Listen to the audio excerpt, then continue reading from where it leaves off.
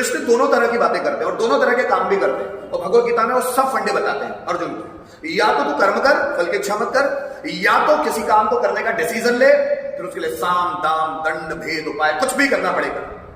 जैसे कृष्ण भगवत गीता में अगर वो पढ़ोगे तो उस वक्त जिस महाभारत के युद्ध में वो खड़े हैं, तो वहां पर वो डिसीजन लेते हैं कि मुझे कौरवों को हराना है। अब कौरवों को हराना है तो कुछ भी करना पड़े वो करेंगे।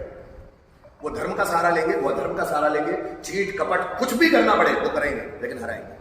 कृष्ण क्या सोचते हैं वहां पर, जब उन्होंने जैसे स्टूडेंट को भी समझाते हैं भगवत गीता में, अगर आप विद्यार्थी हो तो आप इस तरह से करें कि आपने अगर डिसीजन बना लिया तो किसी भी कीमत में उसको सही ठहराना। जैसे रतन टाटा बोले कि अगर आपने सोच लिया कि कौरवों को मारना है तो फिर कैसे भी कुछ भी करना पड़े आपको मारना होगा। तो ये पूरा पावर ऑफ सबकॉन्शियस माइंड के उल्टे बात करती है, ये रहस्य के बिल्कुल उल्टे बात करती है, लॉ ऑफ अट्रैक्शन के बिल्कुल उल्टा बात करती है। कृष्ण बोलते अगर आपने डिसीजन ले लिया ना, उसको सही ठहराओ। कैसे सही ठहराओ? उसके लिए कुछ भी करना पड़ेगा। धर्म अधर्म जैसी कोई चीज नहीं होती। जब आप उस चीज को करने लग जाते हैं, उस चीज को पाने के लिए आपने लक्ष्य बना लिया, उसको पाने के लिए कुछ भी करने के लिए तैयार हो, तो वो अधर्म नहीं हो सकता। क्यों? भीष्म पितामह को देखते, भीष्म पितामह को इच्छा मृत्यु का वरदान है, मरेंगे नहीं। कैसे मारा जाए? मैं आपको बताऊं बातों में कि वो ये नहीं सर पकड़ के नहीं बैठते कि यार ये व्यक्ति तो मर ही नहीं सकता, अब मैं क्या करूं, ये क्या करूं नहीं सोचते। वो बोलते हैं कैसे करूं, कैसे मारूं, तरीका ढूंढते हैं। तो भीष्म पितामह को भी मारते हैं, द्रोणाचार्य को भी मारते हैं, कर्ण को भी मारते हैं, और ये तीनों योद्धा ऐसे होते हैं जो मर ही नहीं सकते, लेकिन तीनों को मार डालते हैं। कृष्ण युक्ति लगाते कैसे करना है, और भगवत गीता बोलती है प्लान बनाओ और उस प्लान को अचीव करने को कुछ भी करना पड़े वो कर डालो, कुछ भी करना पड़े, फिर मत सोचो कि सही है कि गलत है। ऐसा भी बोलते हैं कुछ।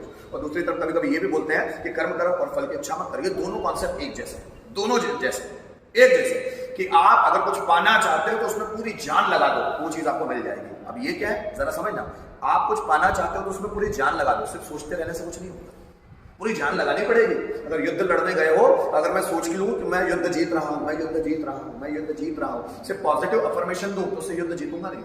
मुझे उसमें जाना पड़ेगा, लड़ना पड़ेगा, अपना पुरुषार्थ दिखाना पड़ेगा तब। तो जो भगवत गीता है वो लॉ ऑफ अट्रैक्शन के बिल्कुल खिलाफ है, वो पावर ऑफ सबकॉन्शियस माइंड के बिल्कुल खिलाफ है। कृष्ण बोल रहे कर्म कर फिर मिलेगा तुझे, कर्म के बिना नहीं मिलेगा। और ये लॉ ऑफ अट्रैक्शन क्या बोल रहा है? तू सिर्फ सोच। सबकॉन्शियस माइंड क्या बोल रहा है? तू सिर्फ सोच, तू सोचेगा तो तुझे मिलेगा, लेकिन तेरी सोचने की जो क्षमता है ना, उसको गहरा बना, बहुत गहरा, कि वो अंदर तक छा जाए। लेकिन ये बातें भी सच होती है कि जो चीजें आपके अंदर तक आ गई है ना, वो निकलती है। जैसे मैंने आपको शायद मैडम क्यूरी का भी एग्जांपल दिया था, और जिसने बेंजीन की खोज की, बेंजामिन, उसका भी एग्जांपल दिया कि उसने क्या किया है कि उसके बारे में सोचता रहा, तो उसको वो आंसर नींद में मिल गया। आर्किमिडीज जब पानी के आयतन का सिद्धांत खोज रहे थे तो वो एक टब में बैठे हुए थे, और वो भी नंगे टब में बैठे हुए। जैसे ही वो सोच रहे थे अचानक मिल गया। तो जब आप चीजों को गहराई तक लेके जाते हैं तो उनके आंसर भी मिलेंगे। जैसे अगर आपके घर में कोई चीज गुम गई है, शायद पावर ऑफ सबकॉन्शियस माइंड में ये भी दिया हुआ एग्जांपल शायद, कि आपके घर में कोई चाबी गुम गई हो, तो आप जब आप सोए तो बोलते हुए सोए मुझे वो चाबी को ढूंढना है मेरे सबकॉन्शियस माइंड मेरी मदद कर, मुझे उस चाबी को ढूंढना है, पता नहीं मुझे कहां रखी है। तो जब ये भावना तीव्र हो जाएगी तो आपका माइंड वो चाबी कहां रखी हुई है, कहां गुम गई है, कहां गिर गई है, वो बता देगा। और बहुत सारे लोगों के साथ ऐसा हुआ है, ऐसा कि नहीं हुआ है ऐसा कि माइंड अंदर से बता देता है कि यहां पर उसके पास बड़ा पावर है। तो जो ये बात हो रही है ना कि जो तुम सोचते हो वो हो जाता है, ये हो भी जाता है और कहीं कहीं गलत भी होता है। तो पूरी तरह से ये विज्ञान का नियम नहीं है, विज्ञान का नियम नहीं है, प्रकृति का नियम नहीं है, अनुभव का नियम नहीं है। नियम जैसी चीज नहीं है, हाँ, लेकिन थॉट लेवल पे सही भी है और गलत भी है, लेकिन नियम नहीं। नियम का मतलब क्या होता है कि आपने पंखे का बटन चालू किया तो पंखा चालू, तो इसको नियम बोलते हैं, विज्ञान का नियम। आपने बटन बंद किया तो पंखा बंद या लाइट बंद, तो ये नियम है। क्या बात समझ में आ रही है? नियम मतलब जिसको झुटला नहीं सकते, वो होंगे ही, लेकिन लॉ ऑफ अट्रैक्शन या पावर ऑफ सबकॉन्शियस माइंड ये होगा कि नहीं होगा, ये कोई नियम नहीं।